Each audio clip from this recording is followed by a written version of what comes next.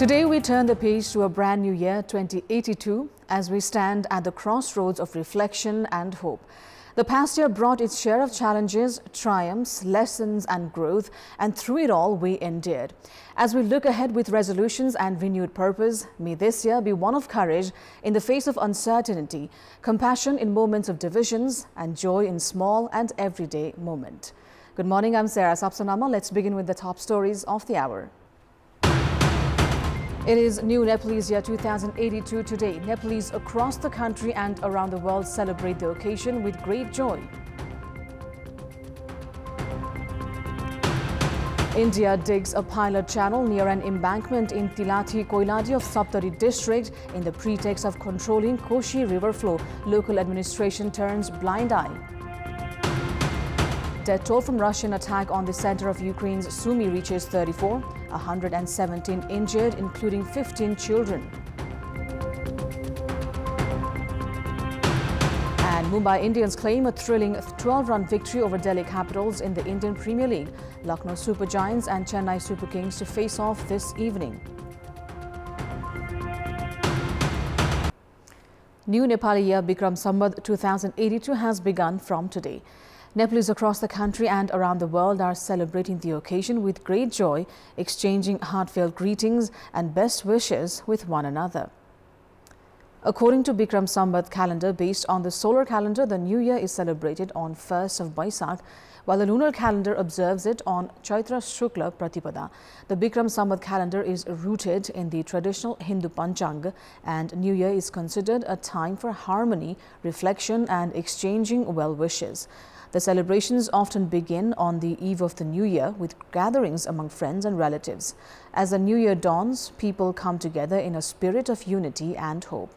Across Nepal, government offices, public institutions and educational establishments remain closed today in observance of the public holiday. To mark the day, people bathe early in the morning, visit temples, clean their homes, enjoy festive meals and gather with loved ones. Special cultural programs are also held in various parts of the country. It is a tradition to make resolutions and start new ventures on this day with the belief that a positive beginning will lead to success throughout the year. Nepal's two major political parties, the Nepali Congress and CPN-UML, joined hands to form a coalition government for political stability and good governance. However, the general public have not experienced notable improvement in the year 2081 that has ended. The year did lay some new groundwork which could prove a foundation to ensure the new year 2082 becomes a year of hope and progress, helping to dispel growing public frustration. In a year like 2081, which was riddled with political disputes, one of the few positives was the formation of a strong government by the country's two largest parties. A rare occurrence in parliamentary democracies, this coalition formed governments from the federal level to the provinces. Although the alliance raised some questions, the ruling parties aimed to convey that political stability is essential to overcoming public frustration. Since the government was formed in the middle of the Nepalese month of Shravan, the ruling alliance has worked to replace public despair with a narrative of renewed hope. Their argument, with such a strong majority, nothing can obstruct the government from acting on its promises, from delivering services to curbing corruption and ensuring effective governance. But in the coming year, it will not be enough to just talk. The government must deliver tangible results that convince disillusioned citizens that there is still a reason to hope. समाजका बहुआयामिक समस्याहरू छन्, त्यो शिक्षामा छ, भ्रष्टाचार छ, विभेद छ भने सबै कुरालाई हल गर्ने विधि के हुन्छ भन्ने कुरा चाहिँ ठोस ढंगले पार्टीहरूले योजना लिएर आउने भयो भने मात्रै विश्वास अलि बढ्दै जाने सम्भावना हुन्छ. Despite opposition resistance, the government has already enacted 5 ordinances aimed at improving public service delivery and investment. In the year 2081, a new law was introduced via ordinance to address the cooperative sector crisis, opening the path to justice for thousands of victims. What remains for 2082 is to take action, which is punish the wrongdoers and return depositors' savings. Another ordinance introduced new laws in the field of information technology aimed at securing a future for the youth. These ordinances must now prove their worth through action. One key step is increasing public investment in 2082 to address public discontent visibly present on the streets. The current government also has a unique opportunity to enact laws critical to implementing federalism. With a favorable equation in the parliament, laws like School Education Bill, Civil Service Act, and Police Act can be finalized quickly, enabling provinces to deliver services more efficiently within the year.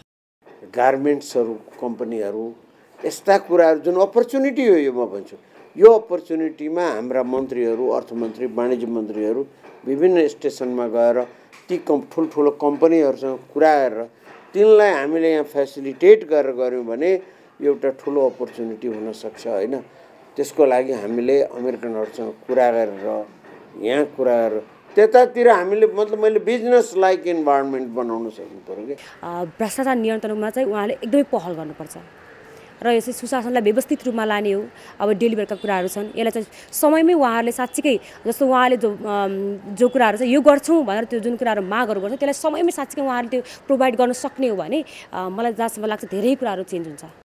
Another priority for the new year is reviving the economy. If Nepal can boost exports and create an environment conducive to opening new industries, the struggling economy could rebound. Many of the laws necessary to attract investment have already been passed. It's now a matter of effectively communicating them to investors, something that can certainly be achieved in the new year.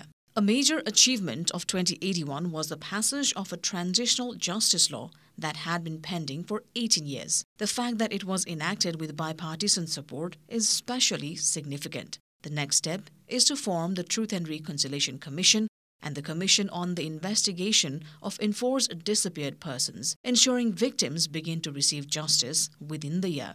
In the year 2081, political inaction created room for anti-system forces to grow. As monarchist groups raised questions about the federal democratic system, the only way forward in 2082 is for the government to meet public expectations and restore hope. When forming the government, constitutional amendment was a major agenda for both Nepali Congress and CPN-UML. However, progress on this front remains stalled. In 2082, parties must identify constitutional flaws and implementation issues and move toward consensus through wide-ranging discussion with opposition parties. If the government and political parties build on the groundwork laid in 2081, there is still a chance to restore public trust and reignite hope in the new year. In our Public Voice segment, we've asked in several provinces, how do they remember the year 2081? Let's take a look at what they had to say.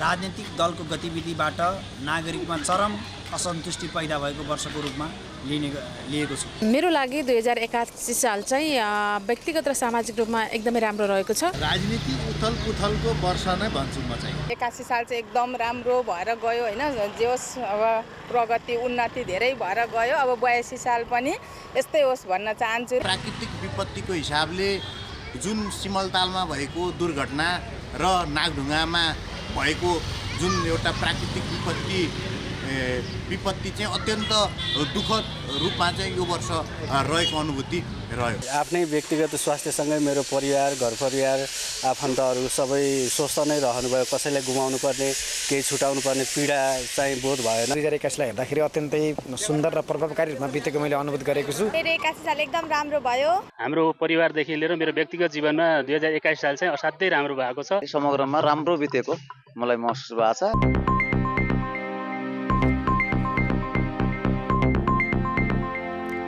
India has begun digging a pilot channel near the western embankment in Tikulia, Ward number 5 of Tiladi Koiladi Rural Municipality in Saptari district in the pretext of controlling the Koshi River. Local sources say an Indian contractor is carrying out the work in a non-transparent manner, raising serious concerns among residents. Locals have been protesting, warning that the artificial diversion of the river's natural flow could put the western embankment at risk and endanger at least half a dozen Nepali villages with potential flooding. Despite the looming threat, the Nepali side appears unaware and unresponsive, failing to address the issue in time.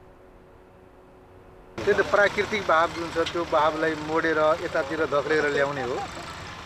अब जुन अब त्यो त्यति मलाई थाहा छैन अब मलाई काम दिएछ म गराउने मात्रै मान्छु यो भारतीय पक्षले भारतीय ठेकेदारहरूले अथवा कोशी योजनाले यहाँ काम गरिरहेका यहाँ चाहिँ यो पारदर्शी गर्नुपर्ने होइन यो के काम हो कतिको ठेक्का हो कति बजेट हो अब त्यो हामीलाई जानकारी छ के गर्नुपर्छ म त स्टाफ भएर म ठेकेदारको कन्ट्र्याक्टरको म स्टाफ भएर म मात्रै काम गराउने हो मात्र जुन आदेश छ त्यसको लागि म काम गरिरहेको छु यिनीहरूले यो पाइलट च्यानल बनाएर यो यतापट्टि जुन हाम्रो यो तिलाठी गाउँपालिकाको केही वाडा र हलमान नगर कङ्कालनी नगरपालिकाको केही वाडामा यसबाट त 100% क्षति हुन्छ यो सरासर गल्ती भइराखेको छ यस्तो कामलाई चाहिँ हामीहरूलाई स्थानीयवासीले कतिचोटि आवाज उठाइसकेका छौँ कि यो कामलाई रोक्नुपर्छ जुन बहाव जहाँबाट बगिरहेको छ त्यसलाई त्यही छोडिदिनुपर्छ कृत्रिम बहाव चाहिँ बनाउनु पर्दैन भन्ने हाम्रो धारणा हो इन्डिया सरकारले यो साइडमा च्यानल खन्दैछ त्यो प्राविधिकहरू बार हामीहरूको जनता पनि गएर रोके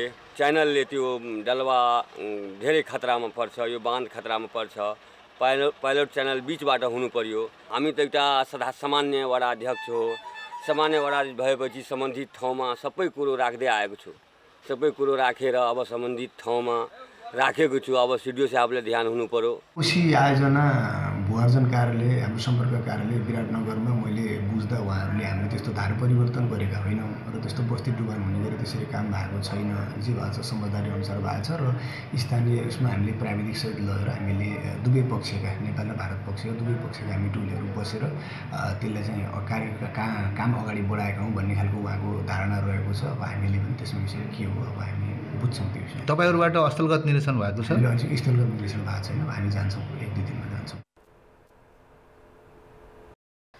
The lack of creation of domestic job opportunities has been leading to an increase in remittances entering the country. According to Department of Foreign Employment, 808,567 people obtained labour permits in the Nepalese year 2081. A year earlier, this number was 708,220. The Department of Foreign Employment has stated that most workers have gone to countries like Saudi Arabia, Kuwait and Qatar. The number of young people going to European nations such as Malta, Croatia, Poland and Portugal has also increased significantly. पछिल्लो समयमा जसरी चाहिँ हाम्रो चाहिँ खाडी GCC कन्ट्रीहरु मलेसियामा चाहिँ अत्याधिक रूपमा चाहिँ अघिल्ला वर्षहरुमा चाहिँ त्यता थियो भने र मलेसियामा गत वर्षदेखि केही रूपमा चाहिँ बन्द भएको अहिले चाहिँ सुरु गर्न लागिरहेको अवस्था छ यसले गर्दाखेरि हाम्रो चाहिँ श्रम बजार हाम्रो चाहिँ लेबर डेस्टिनेसन मुलुक चाहिँ जीसीसी कन्ट्रीहरु र मलेसियामा बढी केन्द्रित थियो भने अहिले पछिल्ला दिनहरुमा युरोपियन कन्ट्रीहरु रोमानिया माल्टा पोर्चुगल लगायतका चाहिँ निकायहरुमा उसमा पनि अलि राम्रो अलि बढिरहेको अवस्था देखिन्छ. The number of people going abroad has increased even though employment in Malaysia has been closed for almost a year. In the first 8 months of the current fiscal year, 1,051 billion rupees in remittances have entered the country. The government provides labour permits for 110 nations. However, according to the department's data, young people are going to more than 170 countries through personal channels. This year, about 90,000 women went abroad for foreign employment, while more than 719,000 men went abroad. Economists say that the number of people leaving the country has increased due to lack of sufficient job opportunities. Although the government has announced a decade of domestic labour employment and agricultural investment, it has not taken initiatives to retain young population. It is time now for our segment Public Pulse, where you text us with your opinion.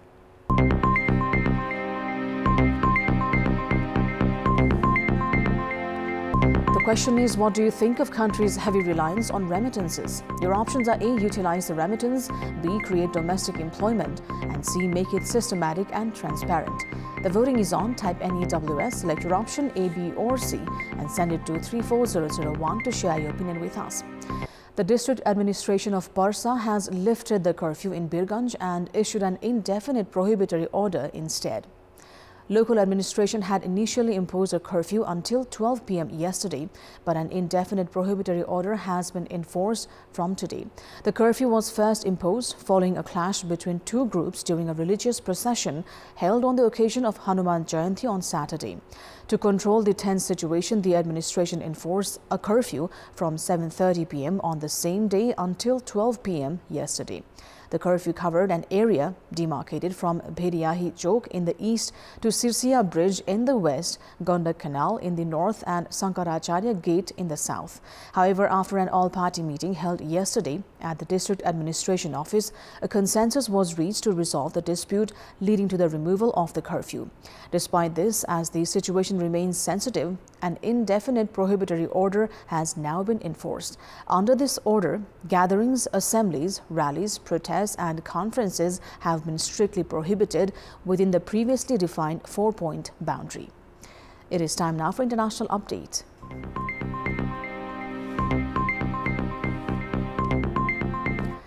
The death toll from a Russian attack on the center of Ukraine's Sumy has risen to 34, while 117 have been injured, including 15 children.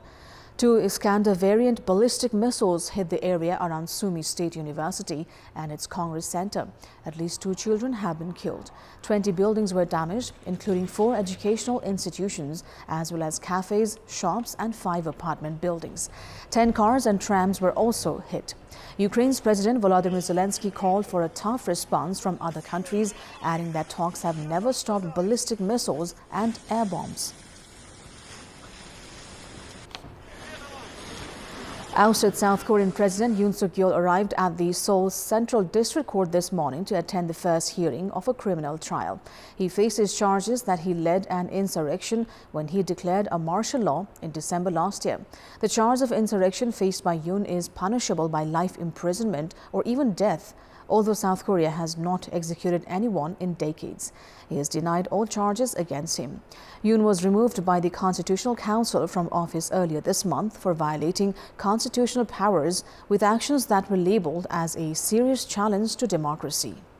That is all for the moment. Thank you for watching. Happy New Year.